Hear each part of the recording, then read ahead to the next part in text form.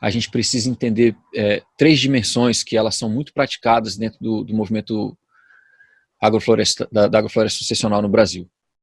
A gente tem uma dimensão de tempo nas questões de sucessão, mas a gente tem uma visão muito míope para essa questão do tempo. A gente tem uma dimensão de espaço, veja que a coisa é bem filosófica, né?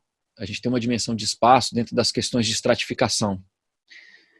E a gente precisa entender qual que é o nosso estrato, né? Tem gente que é emergente mesmo, toma sol na cabeça, e tem gente que é extrato mais baixo, que gosta de trabalhar mais nos bastidores, né? E a gente tem uma dimensão que é uma dimensão de interconexão, que a gente trabalha dentro dos consórcios. Então, eu vou passar para vocês uma aula hoje, que a ideia dessa aula é abrir um pouco a nossa mente para a importância da água, mais uma vez, que eu vou trazer a água agora sob uma outra perspectiva, e entender essas questões de espaço, tempo e interconexão inclusive o nosso reconhecer de que somos natureza, né?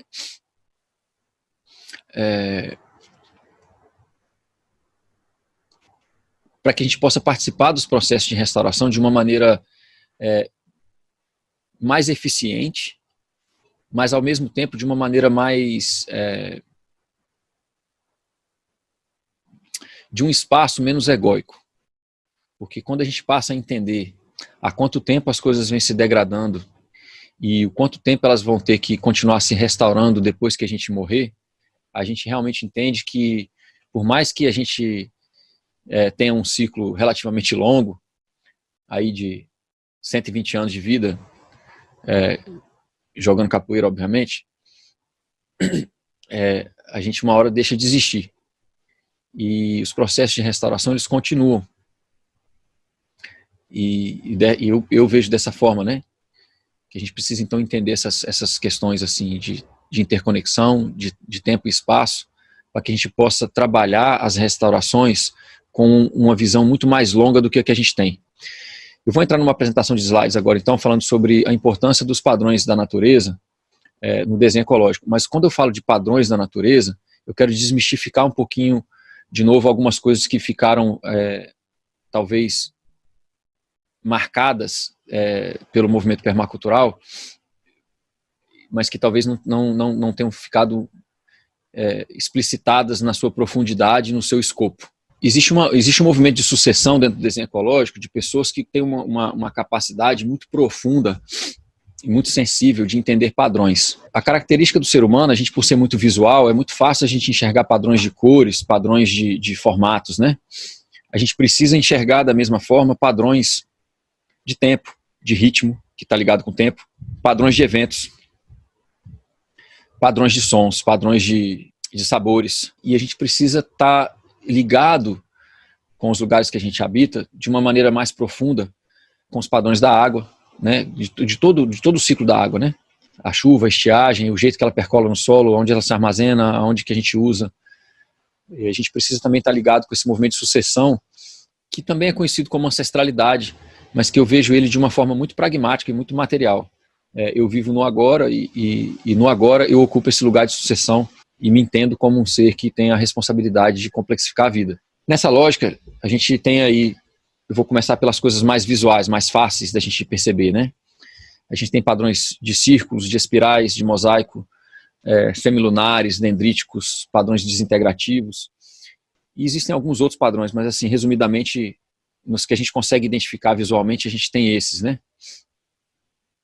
Então, esse padrão semilunar, por exemplo, ele está nos mapas que a gente tanto trabalhou no curso. Congelamento da água é a mesma coisa. A gente tem, por exemplo, o modelo de padrões que é trazido pela permacultura, que eu acho que ele é genial, mas é uma coisa tão difícil da gente entender os padrões da natureza, porque, primeiro que essa mídia, que é a mídia escrita, né? Todos esses padrões que estão aí na tela são padrões tridimensionais. Então a gente tem já uma deficiência que algumas pessoas conseguem projetar na mente a versão tridimensional desses desenhos e outras pessoas não conseguem. A gente não foi treinado para pensar dessa forma, né? E esses padrões, eles também são, de certa forma, eles são orientados por um modelo de eventos. Então, tudo que a gente vive é uma sucessão de eventos, né? A criação da matéria, a singularidade, a explosão da singularidade é um evento. E depois disso, tudo que decorre é evento, né? Então, a gente pode, através da física, discorrer sobre isso, assim. Mas outras coisas se juntam, né? A gente tem um padrão de pétala, e aqui dentro desse padrão de pétala a gente tem um padrão de espiral, dentro desse padrão de espiral a gente tem um padrão da proporção dourada, né? 137,5 graus. Um jeito que a natureza se organiza para aumentar a eficiência do crescimento, né? A gente tem os padrões de tecelagem, né? De coisas que se juntam, como, por exemplo, peças de um mosaico, azulejos, no caso essa estrutura óssea aí de uma coluna vertebral também. A gente começa a entender esses padrões, a gente começa, pelo visual mesmo, a gente começa a ver que as coisas elas vão se repetindo. Aqui a gente tem um padrão, que ele é um padrão de ramificação e ao mesmo tempo é um padrão de espiral, porque essa planta ela se desenrola de maneira circular. Aqui a gente tem um padrão de mosaico, né, essas pequenas ilhotas que a gente vê, um padrão de ramificação na estrutura da folha, né? E olha como é interessante, como é que isso de certa forma começa a se assemelhar também com as ramificações das microbacias, né? A gente tem os padrões de onda, e aqui é interessante, né? Porque a gente fala em onda e as pessoas imediatamente trazem essa visão aí na cabeça, que é uma visão das ondas do mar. A gente tem ondas sonoras, a gente tem os padrões, por exemplo, da física quântica, que quando a gente bota a atenção da gente numa coisa, ela se comporta como partículas de fótons, né, de luz, e quando a gente não olha para ela, ela se comporta como um padrão de ondas, de possibilidades que colapsam quando a gente enxerga elas. Então a gente tem as coisas numa ordem muito grande e numa ordem microscópica, né? Aí os padrões circulares, né? Os anéis de crescimento de uma árvore, os anéis de crescimento da cebola, as plaquetas, né? As hemoglobinas. Aqui tem um outro padrão que a gente não vê, né? Que é o da casca da árvore. Dá uma olhada aqui para a gente depois conversar sobre isso rapidamente. Aqui a gente tem as hemoglobinas, aqui a gente tem a terra e as camadas da crosta terrestre como uma cebola também, ou uma metáfora, né? Tem as espirais, que no caso tem esse girassol que é clássico,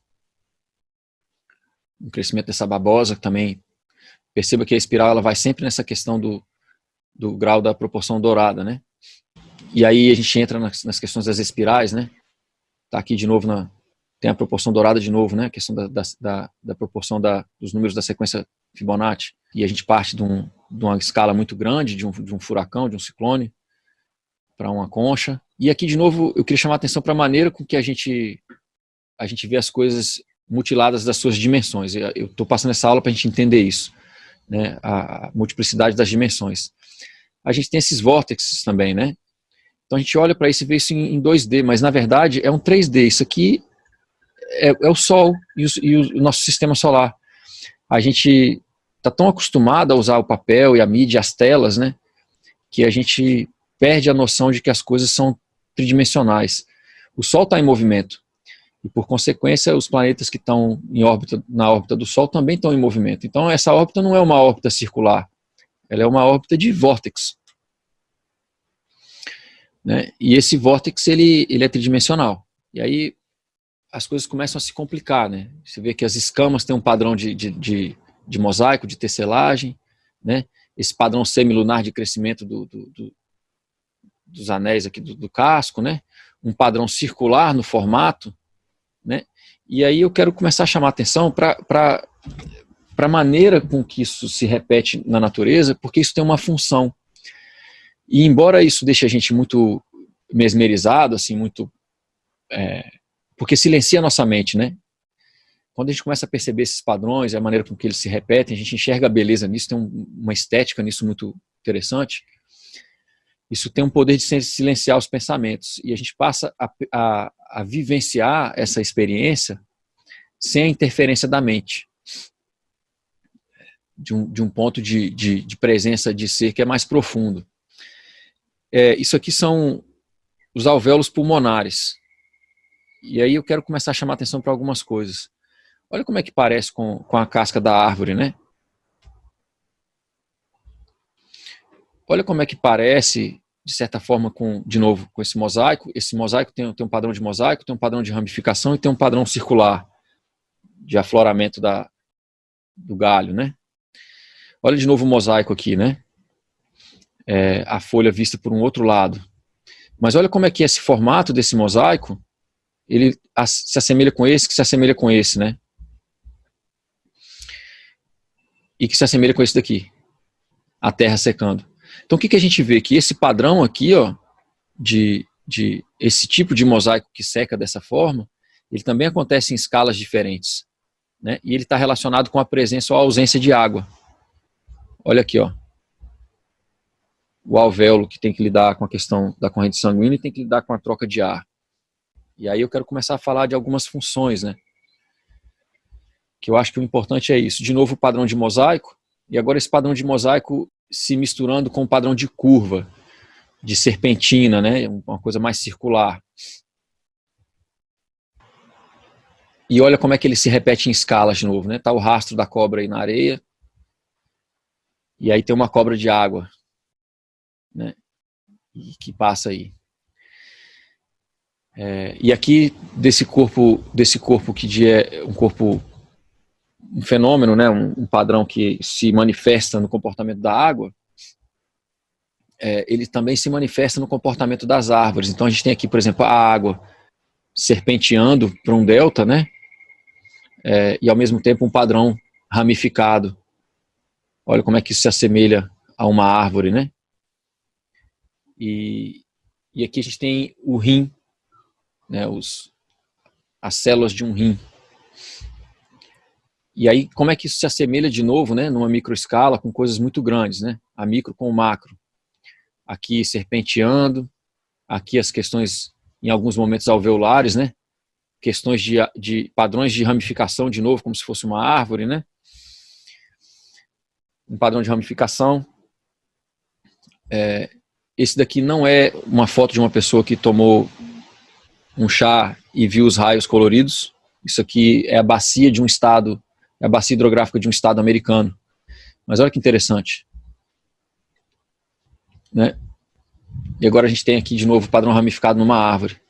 Essa foto, ela tá assim, eu tenho um costume às vezes de deitar assim, em alguns lugares assim, colocar a cabeça perto do tronco da árvore e olhar para cima, né? E que essa questão da gente começar a entender os formatos e para que eles servem. Então, o formato circular, por exemplo, ele é a maior eficiência de resistência por área, né? O círculo, estruturalmente, ele é muito forte. E aí, por ser muito forte, ele consegue, vamos dizer assim, armazenar e ordenar energia e matéria naquele formato. Esse padrão dendrítico, que é o padrão dos rios das bacias hidrográficas, como eu mostrei, ele tem uma função muito específica. Você veja que ele está aqui, né, nesse formato, e ele vai até a escala da menor célula do pulmão, que é essa célula aqui, ó. São os alvéolos pulmonares. Onde existe o quê? Uma troca gasosa. A gente respira, né, para conseguir oxigenar e trocar o gás carbônico. Então, essa troca que ela existe nesse nível de padrão aí que vocês estão vendo nessas células, que se assemelha com essa daqui, que é a ausência de água, que se assemelha com essa daqui, que é a evapotranspiração, ou seja, presença e ausência de água de novo, com essa daqui, que é o padrão da seca, presença e ausência de água de novo, ela também se relaciona com essa forma do serpenteado e com essa forma dos padrões ramificados. E qual que é a função, então, desse padrão aqui, ó? Esse padrão ele tem uma função muito importante, que é de troca de nutriente entre dois meios. Uma bacia hidrográfica, essa aqui é uma outra foto de bacia hidrográfica, né? Ela permite com que um rio ele troque nutrientes entre o delta dele no mar com as partes mais montanhosas dessa bacia hidrográfica. Então esse formato ele tem essa função. E o investigar da natureza, o olhar, é a gente começar a entender o que está por trás do formato qual que é a função que ele tem, né? E eu presto muita atenção nesses formatos que estão ligados com a água, porque, sei lá, eu tenho essa viagem. Então aqui a gente tem uma árvore mal podada, né? Mas só que não, na verdade é o formato do pulmão, que ele tem aquele formato alveolar que eu passei para vocês, que ele tem o formato de uma árvore que é dendrítico, porque ele tem essa função de troca de nutrientes ou de informação entre dois meios. O rio, por exemplo, quando a gente interrompe nos lugares onde a gente tem, por exemplo, a migração do salmão, a gente interrompe com barragem, as florestas começam a morrer, porque o salmão ele traz todos os oligoelementos, os sais minerais, as informações de nutrientes do mar, e vai morrer lá no topo da bacia hidrográfica. Você vê que o salmão, nesse sentido, tem uma função celular, assim, né? E aí o urso come aquele salmão e vai defecar em outros lugares e por conta disso aduba outros lugares e assim vai. Então, isso foi notado várias vezes em lugares do Canadá, em outros lugares onde interromperam o fluxo do migratório do salmão para fazer barragens para a produção de eletricidade, as florestas começaram a morrer. Então a gente tem que entender esses padrões, para que eles servem, para a gente conseguir se orientar, né? Aqui de novo a gente tem uma bacia, né? Mas ela, se a gente olhar ela desse jeito, ela parece uma árvore, né? Porque essa bacia, na verdade, é uma das maiores bacias hidrográficas do mundo, que é a questão do Rio Amazonas. E dentro das ordens de tamanho, que é uma coisa que a gente vai discutir hoje, ele é de uma ordem que ele é único no mundo. Não tem nenhuma bacia que tem tantas iterações de tamanho igual essa daí. Mas essas coisas elas acontecem numa escala macro e numa escala micro. Então eu estou chamando a atenção porque a gente precisa entender essas coisas dentro da propriedade. Tá? Eu estou amarrando isso com a nossa capacidade de projetar. Eu preciso que vocês fiquem focados que essas coisas têm função.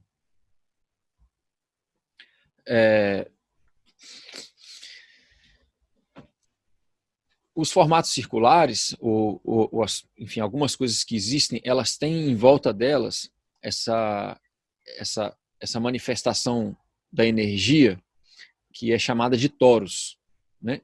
Então isso daqui que está de novo aqui em 2D, na verdade é um padrão 3D que formaria um formato meio que de rosca, assim, ou daquela boia salva-vidas, assim, né? Em volta do planeta. Então, assim, tem essa questão energética da Torus, que ela protege o planeta, por exemplo, dos raios solares nocivos. Agora, numa outra escala, a gente tem isso também no ser humano. Por exemplo, o meu, por exemplo, me protege dos bitilus. Numa escala menor ainda, a gente tem esse mesmo formato da Torus, né? Por exemplo, nesse corte da maçã. Agora, olha que interessante como é que as coisas... A gente precisa perceber e treinar muito a nossa percepção das várias dimensões, né? Agora a gente tem o mesmo formato de pétala, com o mesmo espaçamento lateral daquele 137,5, que é a proporção dourada, se a gente cortar a maçã de um outro jeito. A gente tem um padrão circular, né? E tem aqui um padrão de pétalas. Dentro de uma outra coisa que se manifesta também num padrão de toros, que também é um formato de explosão, né? Se você olhar essa maçã de lado, você vê aqui, ó, por exemplo, o formato, por exemplo, de uma explosão deformada, mas uma explosão nuclear, né? Que ela se manifesta acima do solo, que no caso seria essa linha aqui, e ela também se manifesta em impacto abaixo do solo, que também é o mesmo formato dos cogumelos, né? Olha aqui que interessante, ó. O formato da pétala aí, né? Esse corte que você acabou de assistir faz parte de um vídeo principal que está no canal do podcast Impacto Positivo. Você pode assistir em áudio e vídeo, mas aqui você vai clicar no link da descrição, vai te levar para o vídeo principal. Já estou com quase 8 anos produzindo muitos vídeos, muitas entrevistas sobre planejamento rural, desenho ecológico e gestão de empreendimentos rurais. Clica no link, segue para o outro canal, você vai gostar. Um abraço.